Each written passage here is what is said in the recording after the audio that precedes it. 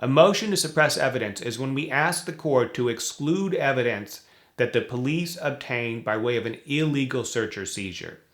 It's grounded in the Fourth Amendment of the U.S. Constitution and Penal Code 1538.5.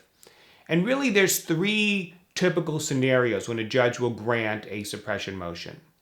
One is where the police searched you without a warrant or without probable cause. The second is where the police had a warrant, but the warrant turned out to be defective. So, for example, maybe the police provide misleading information to a judge in order to secure a warrant. Well, we can go and attack the warrant itself. And the third situation is where the police have a warrant, even a valid warrant, but their search exceeds the scope of the warrant. So maybe they have a warrant to search your home for stolen bicycles, but they go in and they start searching in kitchen drawers and jewelry boxes, places where they're obviously not going to find bicycles. In that situation, they've acted outside the scope of the warrant. Now, people ask me, when can I bring a suppression motion? And the answer is, in a felony case, there are two times when you can run your suppression motion. One is at the preliminary hearing, as part of the preliminary hearing. The other is during the pretrial phase, which means after the preliminary hearing but before jury trial. Now, if you run the suppression motion at preliminary hearing, that's your only chance to do it. You won't get a chance at pretrial.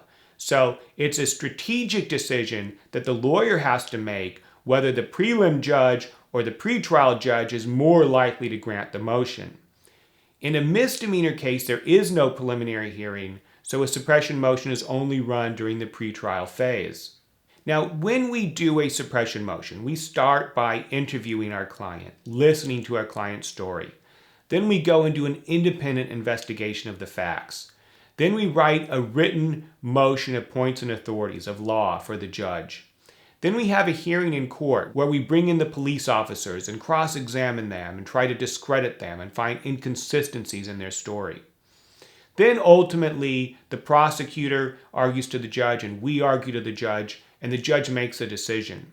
Now, if the judge rules in our favor and grants our motion, then usually that means he or she will exclude evidence from court.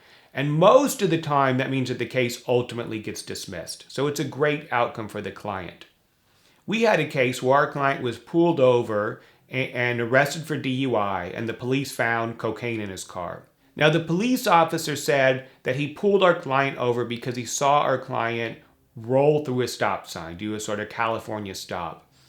We went to the location of the incident, and we went to exactly where the police officer said he was when he saw this. We took photographs, we took video, and we were able to show that the police officer could not have seen the intersection from his vantage point, and therefore could not have seen our client roll through the stop sign.